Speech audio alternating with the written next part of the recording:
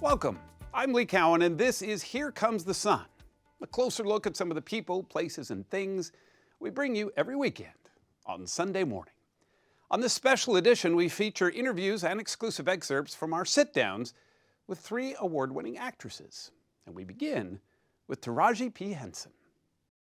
It may seem like Taraji P. Henson burst onto the scene in 2005's Hustle and Flow.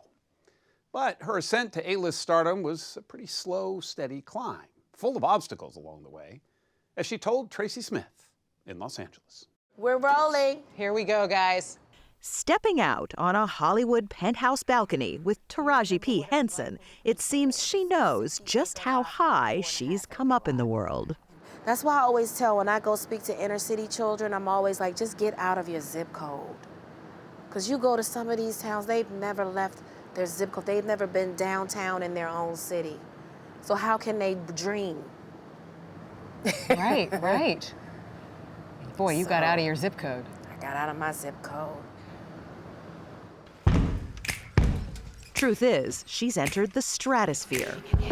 In the musical film version of the classic, The Color Purple, she stars as Shook, a woman who sings, dances, and generally breaks the rules. Now, ladies, I need you to work a little harder, okay? Henson says she actually turned down the chance to play the role on Broadway. Broadway is tough. I don't know if you know, that's 8 shows a week. You know, it's a lot. And because I was trained in theater and I've done musical theater before, I just knew I wasn't ready. I was like, I don't have it. But she has it here. Just another showcase for an actor with talent to burn.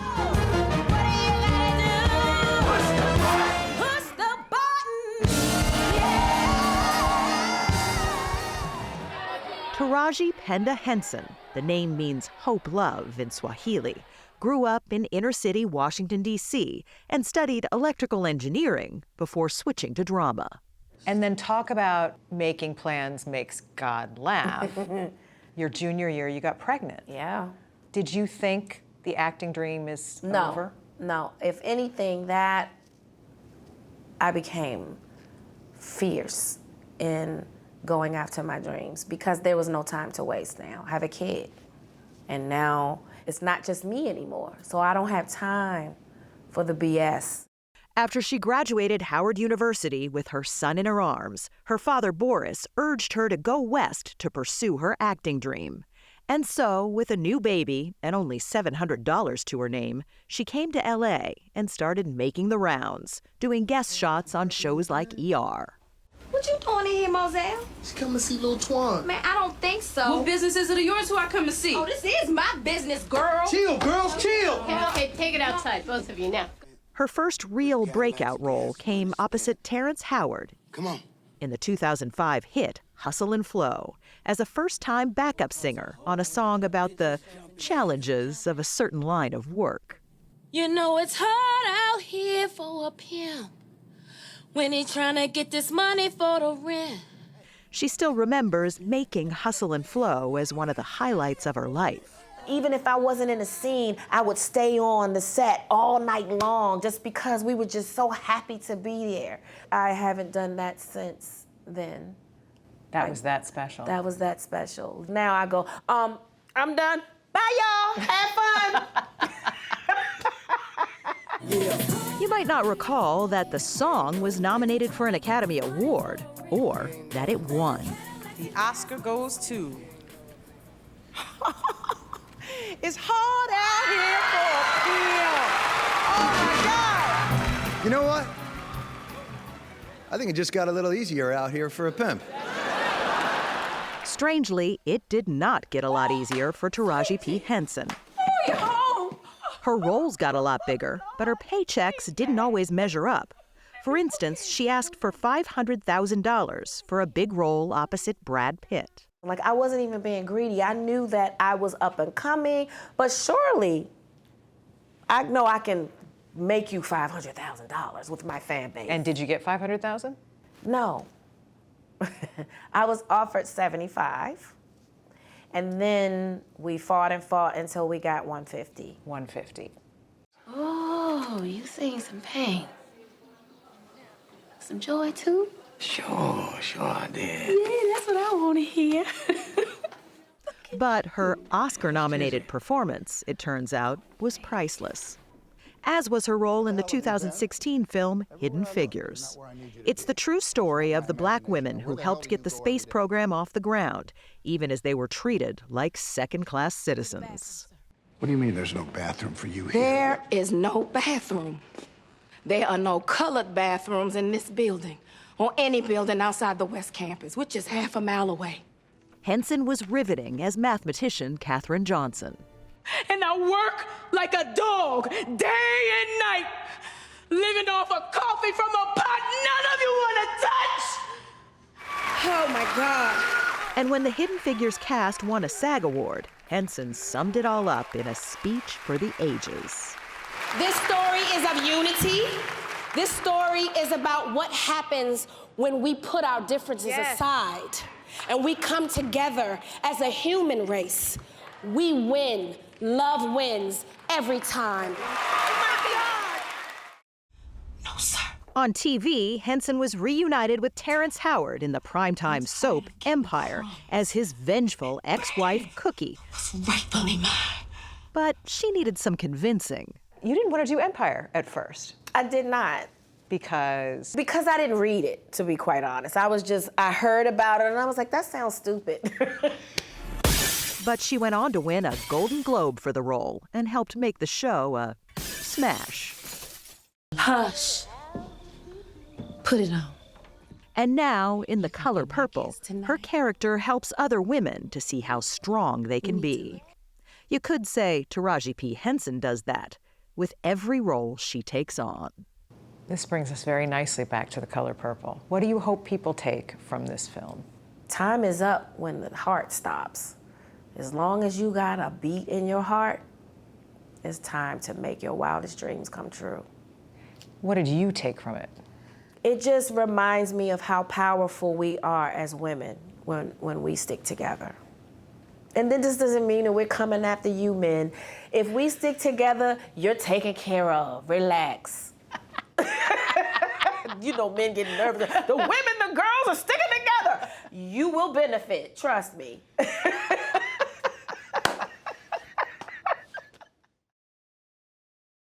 And now here's an exclusive extended interview from Tracy Smith's chat with Taraji P. Henson. Something you can only see right here on Here Comes the Sun. First, I want to go way back to when you were a kid.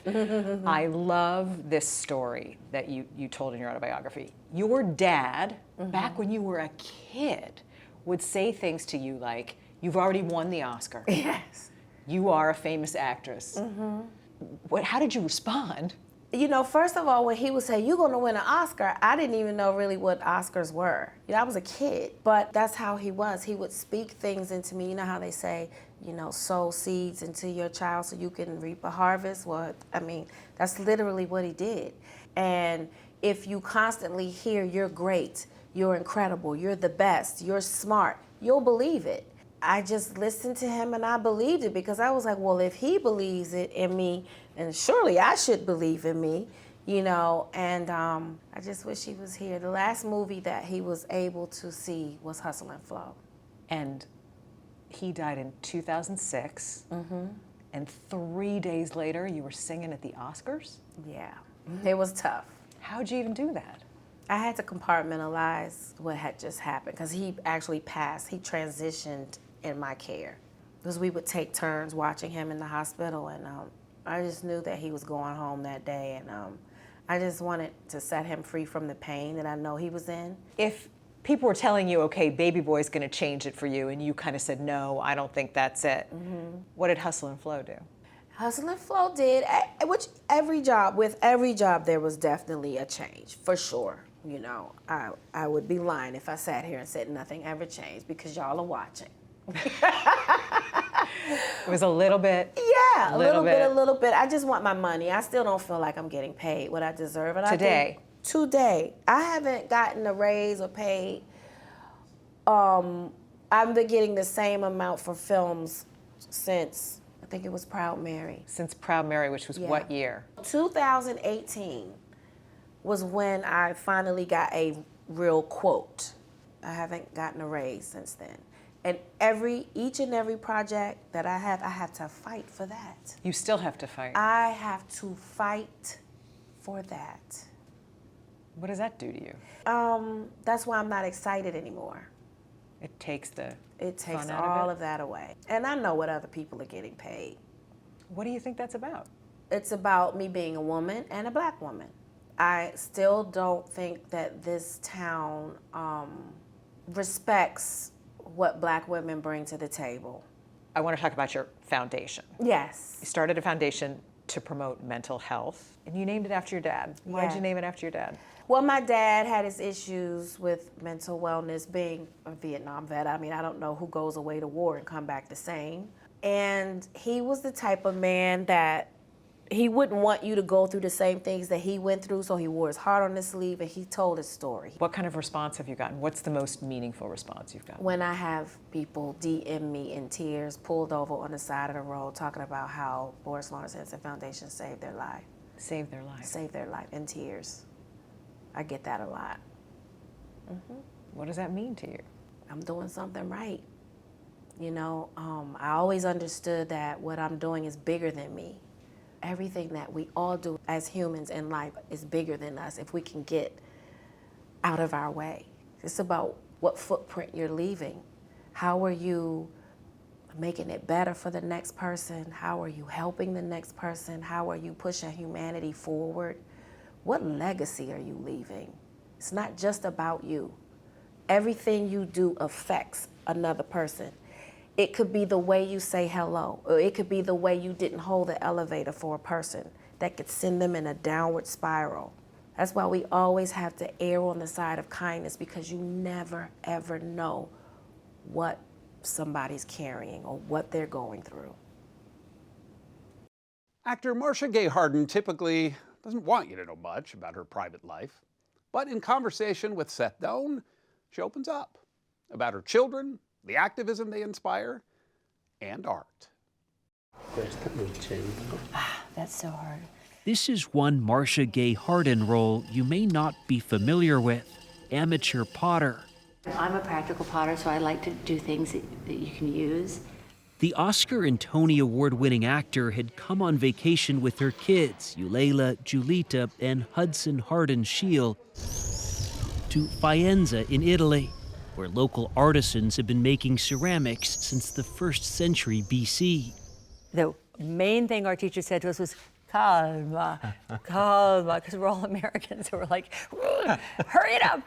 Harden's love of pottery began in the 1990s in New York while in a Broadway show.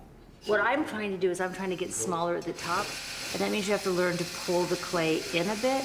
I feel like we're peeking under the Christmas tree right now. Totally. Hold on. Yep, that's me. At Faenza Art Ceramic Center, they were revealing a week's work. I like the lead. And another side of Harden. When I think of my mom, I think of her in her, clay-covered pants and bandana and like some old sweatshirt, throwing pots and sort of being that like down-to-earth person that we know intimately. What's your mom like as a mom? When we started asking about her, she was just off camera.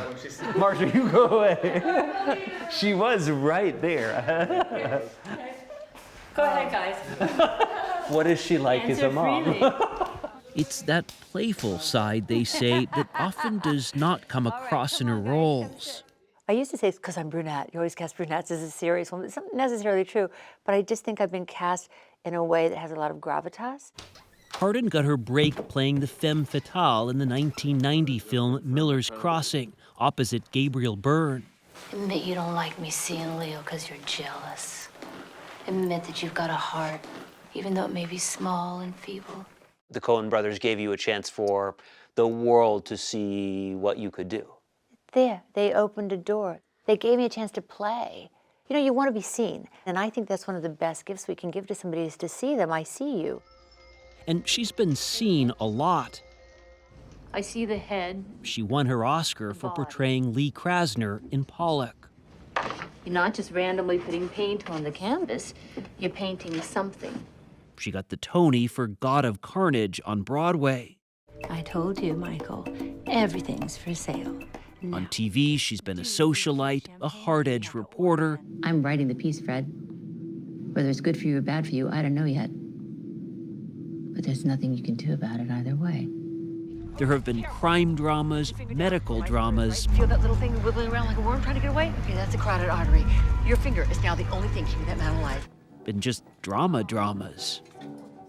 You've done a lot. I do. I'm a bit of a workaholic. Can you remember all these parts that you've played? Hell no. Have you ever counted them up? Hell no. I think I'm not interested. Is that awful? What do you mean? Once it's done, it's done? Yeah. Your Honor, dismissing this lawsuit sets She's now on to her next role, lawyer Margaret Wright in CBS's So Help Me Todd. They're trying to scare us, but we don't scare. Todd, I have that huge presentation. We were on the set in Vancouver as they were shooting season 2. I like that she is hoity-toity and flawed at the same time. In the series, Harden's character hires her son to be a private investigator for her firm. I feel ridiculous. You look fantastic. Just keep telling yourself that. Why do I let you talk me into these things? Family drama and a fair share of mishaps ensue. There's a lot of physical comedy in this role. Isn't it fun? I love the physical comedy. For me, it's a blast. After a cut is finished, I just feel I can hear someone going, shameless, shameless, like I have to go. What do you mean it was too much? What do you mean falling over the chair and showing my panties was too much? You know what I mean? Like, was it funny? Was it funny? Until now, that side of Harden's personality has largely been reserved for her off-screen life. This is the first time I've sort of opened up my private life to so many people. Why? To protect me and my kids, because it seems more like a celebrity than an actor. What do you mean by that? What's the distinction? Well, an actor works. An actor has a script. An actor approaches the role. A celebrity is sort of, it's who they are. It's their life. And to me, they don't really need to go together. What drives me is because it's right. Because what is happening right now is wrong. But Harden has been uncharacteristically public about her family recently, sharing during a televised fundraiser that all 3 of her kids identify as queer. For which I've been accused of being a groomer. You know, wouldn't we all be so lucky if we could just groom our little children to be whatever? Like, it's such as if people's gender identities are able to be manipulated. My eldest child uses they, them pronouns, and my son is gay. And my youngest daughter, I would say, is fluid, understands loving a human being. So I love that about them. But it was a process for you. It's a process to be the parent I want to be in it. So what guides you? How did you? They guide me. And my love of them guides me. Because what's the alternative? Will you be who you are and go outside of this house then? Where'd my kids go? Harden divorced in 2012 from director Thaddeus Shield. Now 64, she calls herself a single mom. This is also what I always have for... From what we saw, the role of caregiver comes naturally. Chocolates for the TV crew in her fake office. When I come back after a week or two and they're empty, I feel so happy. They can be long days of shooting, and she's on location, sometimes for months. You finished last night at 11:30 at night, and you could have, in theory, come here. We did stop by. Are you kidding me? Yeah, we came by. So she finds community in something familiar. People are like real artists here. A local pottery studio in Vancouver. You've got your initials here. I do. Yeah? My daughter gave me this stamp that I have. Cool, your own line. Yeah, coming to you soon. Right, exactly. What is it, QVR? We're now on That's right, QVC. Marcia Gay Harden does put her own stamp on whatever she does, even if it means removing a bit of herself in the process. I like to garden. I like to do pottery. These are slightly isolationist things to do. Because otherwise, I do think one can start worrying too much about what they all think, right? What people say about me and did they like my whatever. It's not me.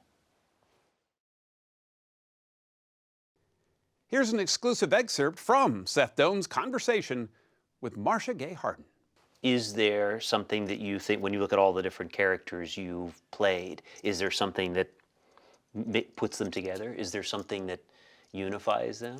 The only thing that unifies the characters is me, is the fact that it's coming through my body and my face and my voice. And I have never done like a huge prosthetic show where even physically you would go, we just lost Marcia. I did a little bit in the one Love You to Death, where I was playing the character, the mother who had Munchausen's, with the daughter of Munchausen, and the mother who had sort of abused her into that.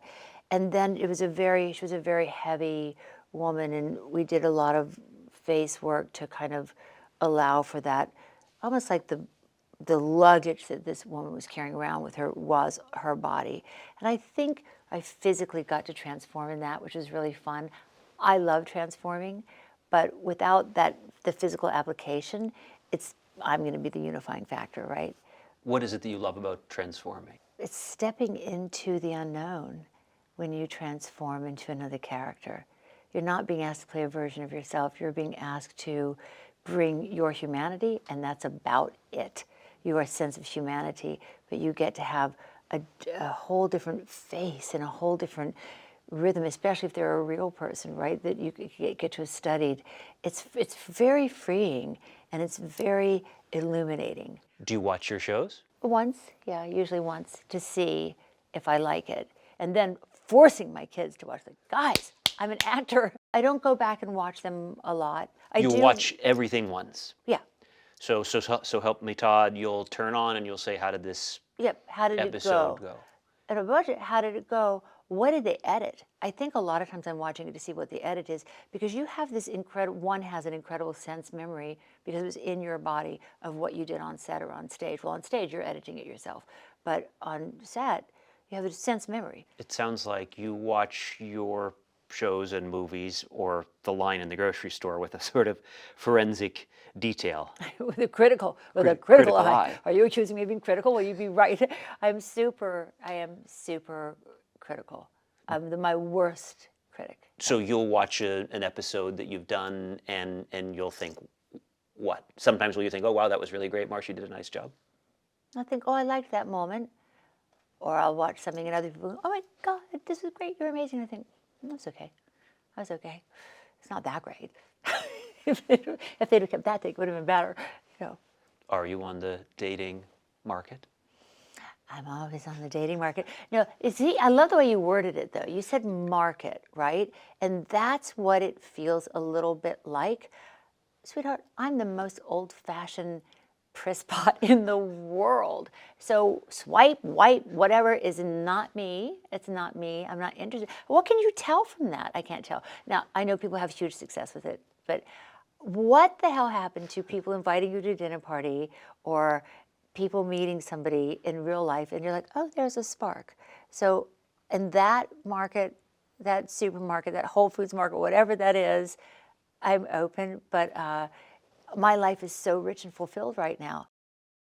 Actor Hilary Swank grew up in a trailer park that some in her hometown considered the wrong side of the tracks, even going so far as telling their children not to play with her.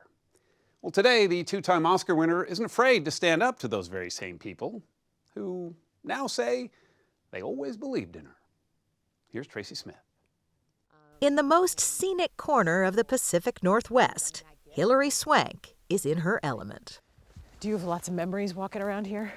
Yes. So this lake right here is what I considered my best friend because I spent every single sunny day in that lake. These days, the two-time Oscar winner is staying on familiar ground in her life and in her work. Hi, Sharon. Yes, ma'am. I just wanted to come by and give you this. I just made dinner if you want to stay. Would love to.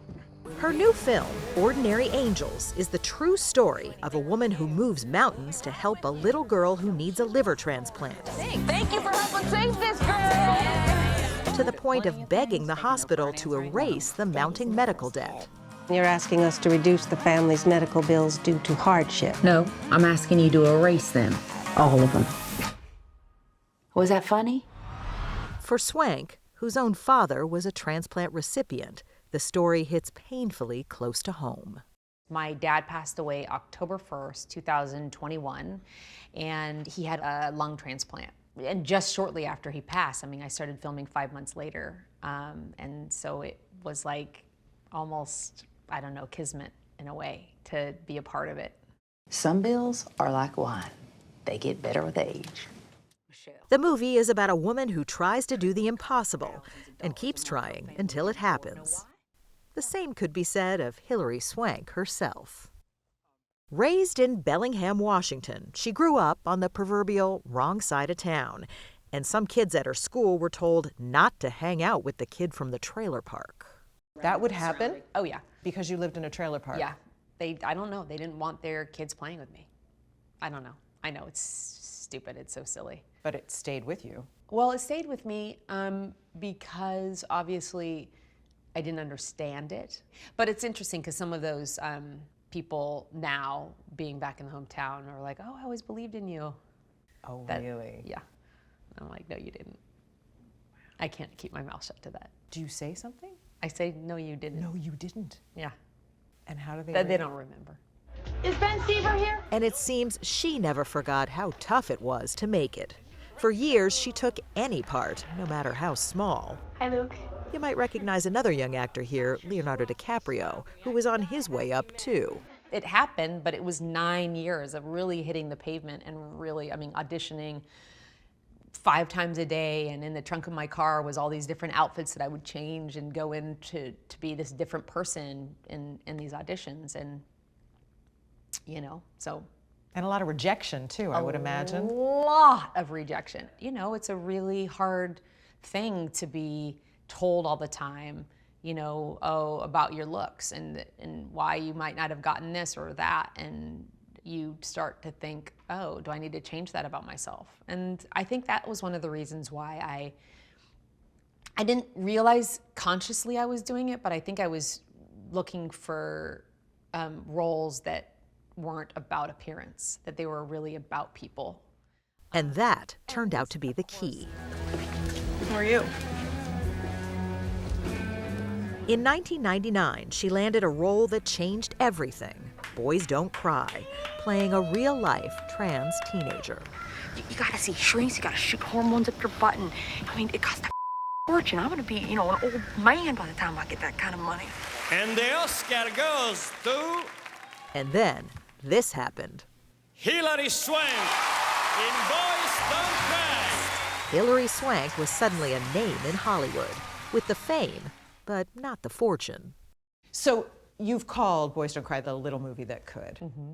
You made it for a little bit of money. You got paid a very little bit of money. $3,000. $3,000. Yeah. And so you have an Oscar and no health insurance? Yeah, yeah. At that time, you had to make $5,000 a year to have health insurance, and I didn't recognize that until I went in to try and get a prescription filled, and they were like, that'll be $260. And I was like, oh, I don't think I need that prescription badly.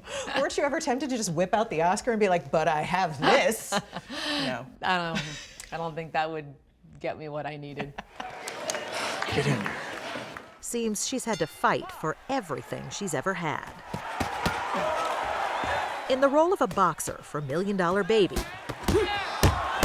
director and co-star Clint Eastwood had her bulk up her tiny frame with a brutal training routine and more food than she'd ever eaten before. $1 Million Baby. Mm-hmm. How many egg whites did you eat a day? 6 6D? Yeah. How? I drank them. Oh my gosh. Yeah, yeah. The movie also beefed up her reputation as a Hollywood heavyweight. Hilary Swank, $1 Million Baby. After her second Oscar, she continued to work. But in 2014, she put her career on hold to care for her father, recovering from a lung transplant.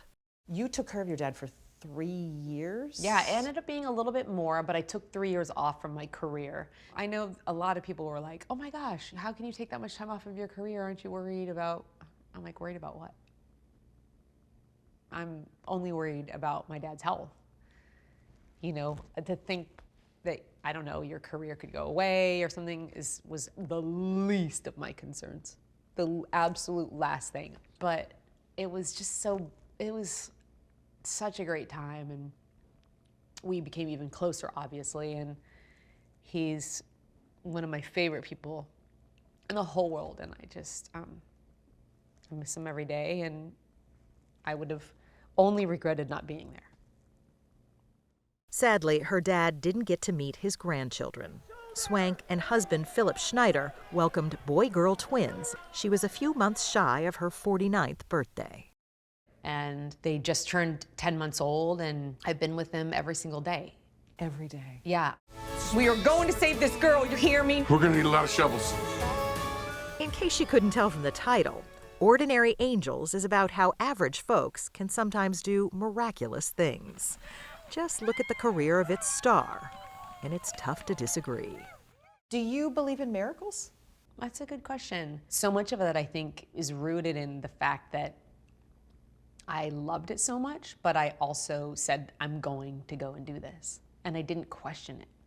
I never said, and if it doesn't work out, I'll do this, this, or this. There was no backup plan. No, I just never said I wasn't gonna do it. You know, so can't was like a bad 4-letter word in my house. And so if that is a miraculous thing, then yes, I believe in miracles. Again, an extended talk between Tracy Smith and Hilary Swank, something you can only see right here on Here Comes the Sun. You didn't have a lot of money growing up. Does that still sit with you today? Does it still affect you in certain ways today?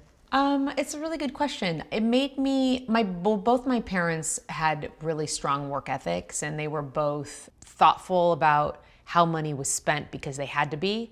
And so that is a big part of my makeup to this day. You know, I'm not gonna be frivolous with my money, and I'm really thoughtful about how I spend it. And of course, like anyone else, like if I need to buy, we were just talking about our dishwasher that was beeping a second ago. If I need to buy a new dishwasher, I'm gonna do my research and I'm gonna find a dishwasher that's on sale. You know, I'm gonna be thoughtful like that. And I appreciate that. I appreciate the understanding of how a dollar is earned and how a dollar is spent. That's something that, you know, it's hard earned, and I have an understanding of how hard earned it is, you know, from those humble beginnings. And so I definitely appreciate that. You knew pretty early on what you wanted to do for a living, what your calling was. Yeah. And I think what's remarkable is that your parents supported you in a huge way. Yeah. They absolutely did. You know, when we were talking about just my childhood and that we're now in my hometown, that I've spent a lot of my time, actually, I've been here the last year and a half, after finding out that I was pregnant and filming in Vancouver, just right across the border here. So it was just easy to be here and commute. But I had a really great teacher.